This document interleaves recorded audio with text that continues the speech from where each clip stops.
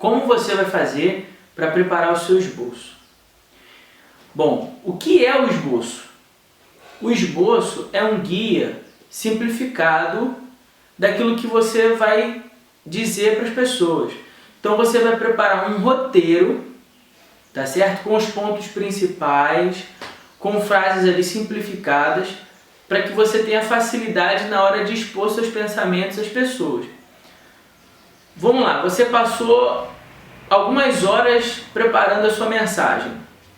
Quando você for ao púlpito, como é que você vai fazer para lembrar tudo aquilo que você estudou durante esse tempo de preparação? Agora, o que acontece? Muitas vezes, quando o pregador está ali preparando o seu esboço, ele está diante do papel, ele olha o papel em branco e dá um branco na mente dele, né? Ele não sabe por onde começar. O que eu faço agora? Eu não sei nem o que fazer. Por onde eu começo na hora de preparar o meu esboço, pastor? Bom, em primeiro lugar, comece pela oração. Nunca será demais falar para o pregador que ele precisa orar. Tudo começa na oração, começa na sua vida devocional com Deus. Lembre-se que você vai dizer não aquilo que você gostaria de falar, mas aquilo que você entende que Deus deseja falar àquelas pessoas. Então, por isso, comece pela oração. Depois da oração, você vai escolher o texto. E você começou a procurar na palavra o que Deus quer falar ao povo. Veja aqui um ponto interessante que eu estou dizendo para você. Primeiro você ora, depois você vai à palavra para buscar um texto. O que normalmente acontece? Muitas pessoas erram porque elas primeiro escolhem um assunto que elas querem falar, né? E aí depois elas vão para a Bíblia e buscam um texto para servir de pretexto para aquilo que elas desejam falar. Isso é errado. Isso é errado. Você primeiro precisa entender que aquilo que você vai dizer é fruto, é produto, é resultado da sua vida de intimidade com Deus. Depois você vai escolher o texto que você deseja expor às pessoas. Depois de orar e escolher o texto, você vai pegar aquela folha em branco que você separou, você vai pegar sua caneta e você vai colocar no topo da página a definição do seu objetivo. O que você tem, o que você deseja fazer com que as pessoas entendam ao final do seu sermão. Quando a mensagem terminar, o que você quer que as pessoas tenham entendido a partir desse texto. A definição do objetivo ela é muito importante, porque ela vai guiar todo o restante da sua preparação. Todo o seu esboço precisa colaborar de alguma maneira para alcançar esse objetivo. Né? Já tem aquela velha frase, né? Quando não se sabe para onde vai, qualquer caminho serve. Então você está ali, diante da sua folha em branco, do seu papel em branco, e você não sabe por onde começar, mas você já orou e você já tem um texto. Então agora você vai definir o objetivo. O que é que você quer que as pessoas entendam ao final de sua mensagem. Vamos passar agora para a etapa do desenvolvimento do sermão.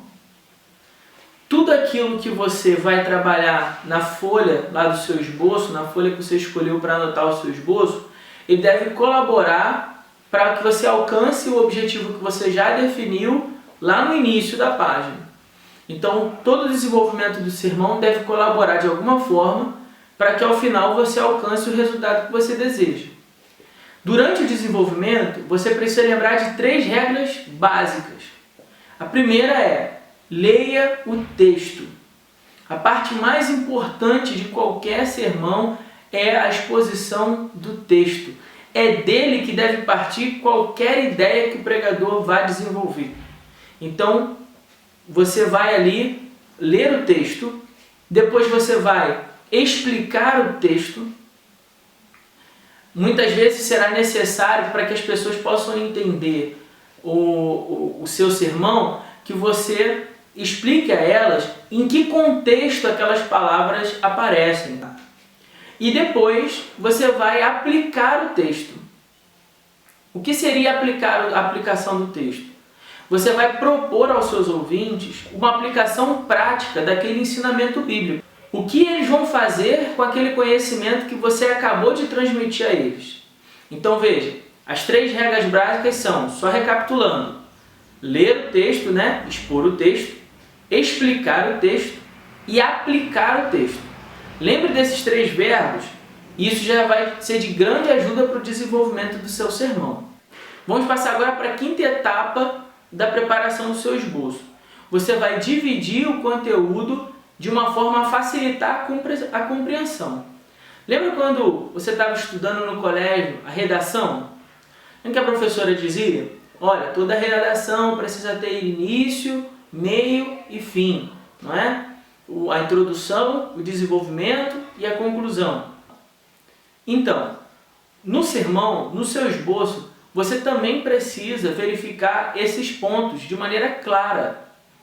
Lembra-se que você, quando começou a preparar o seu esboço, você definiu o objetivo? Então, agora você está facilitando a compreensão daqueles que te ouvem, para que quando você chegar na conclusão, na parte final do seu sermão, todos cheguem juntos, tanto você como os que te ouvem. Se você, na hora de trabalhar o seu esboço, dividir o seu conteúdo de maneira a facilitar a compreensão, quando você chegar lá na conclusão, todos que te ouvem vão estar junto com você, a menos que a pessoa tenha ficado prestando atenção em alguma outra coisa. Mas se ela estava prestando atenção em você, pode ter certeza que ela vai chegar ao final junto com você. Cuidado com os exemplos, com as alegorias, com as analogias, com o testemunho pessoal ou com o excesso de referências de outros textos. Cuidado! Se você está ali pregando e você percebe que para dar mais substância a um argumento, existe uma alegoria, uma história que você pode colocar ali para exemplificar o seu argumento, é válido. E por último, a última etapa da sua preparação do esboço é você pontuar claramente a sua conclusão. Escreva um parágrafo amarrando todos os seus argumentos anteriores e fazendo uma proposta clara de aplicação daquele conhecimento para as pessoas. Essa preparação da conclusão é muito importante. É muito comum vermos pregadores eles começam bem, desenvolvem bem, e aí quando chega no final, por não terem se preparado para concluir, eles ficam retomando. Você já deve ter visto isso alguma vez. Alguém que foi pregar e parecia que não ia terminar nunca. A pessoa ficou ali num loop infinito, né? Voltando várias vezes nos argumentos. Claramente ela não sabe como terminar. E por que ela não sabe como terminar? Porque ela não se preparou para terminar. Então você também precisa se preparar para terminar. É melhor que você termine enquanto as pessoas estão dizendo assim, caramba, já acabou? Nossa, foi tão rápido, né? Do que você terminar, as pessoas estarem assim, não vi a hora dele acabar, graças a Deus esse sermão acabou, né? Graças a Deus ele terminou. Então às vezes é melhor acabar enquanto as pessoas estão querendo mais, né? Para ficar aquele gosto. E aí, próxima vez que você for pregar, as pessoas ali estão com você, elas estão atentas, porque elas querem ouvir o que você tem a dizer. Então, na hora de você preparar a sua conclusão, como é que você vai fazer?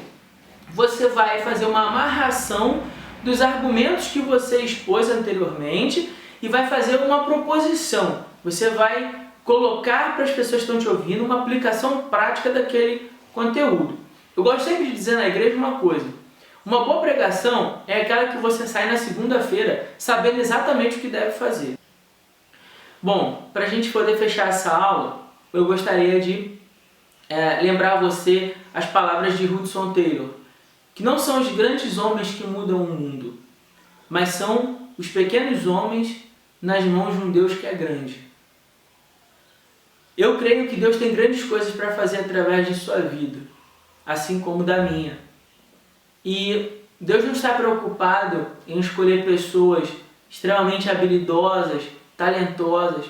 Deus está procurando pessoas dispostas, pois é o Espírito Santo de Deus que irá capacitar você para essa obra. E também entenda que o reino de Deus é constituído por processos, e você está iniciando um processo. Então, tenha paciência com você porque eu tenho certeza que Deus também irá realizar grandes coisas através da sua vida. Um grande abraço, Deus te abençoe, até mais!